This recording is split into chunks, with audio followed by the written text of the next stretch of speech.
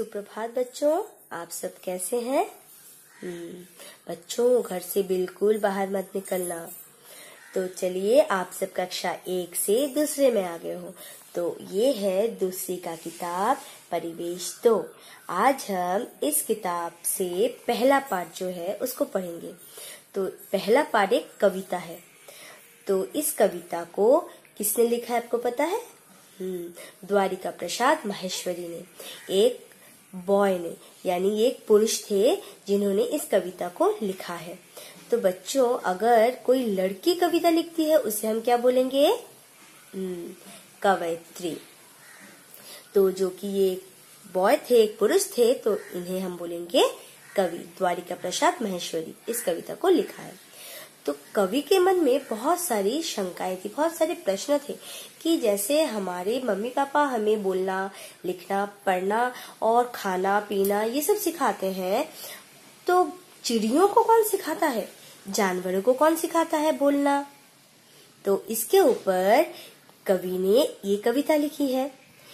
कवि का कहना है कि प्रकृति निस्वार्थ होती है। वो निस्वार्थ भावना से हमें सब कुछ देती है, लेकिन बदले में हमसे कुछ नहीं लेती है। जिस तरह से हमारी माँ हमारा लालन पालन निस्वार्थ भाव से करते हैं, उसी तरह से प्रकृति भी निस्वार्थ भाव से हमें सब कुछ देती है, लेकिन बदले में हमसे कुछ नहीं लेती। तो चलिए बच्चों, आज हम इस पाठ को पढ़ते हैं। कौन सिखाता? द्वारिका प्रसाद माहेश्वरी।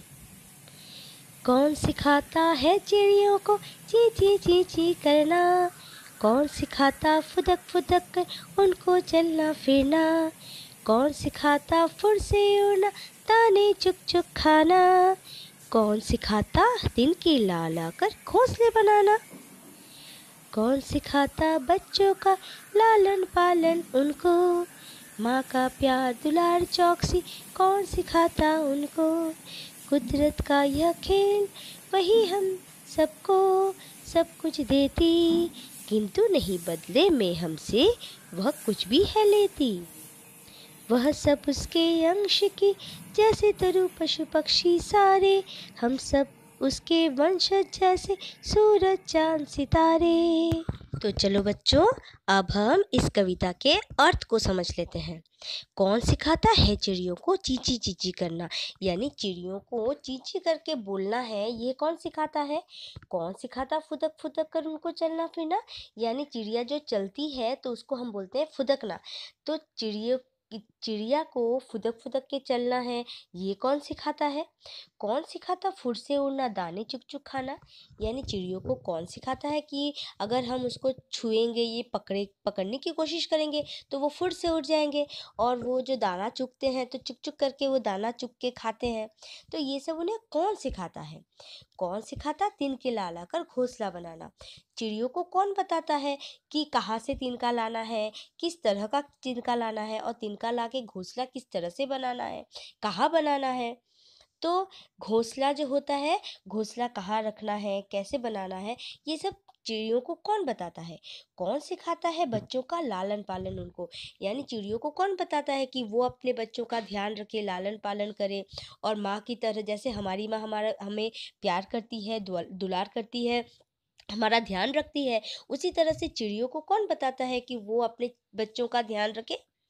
कुदरत का यह खेल, ये सब कुदरत का है, यानी प्रकृति का रचाया हुआ है, कि वही हम सबको ये सब सिखा देती है।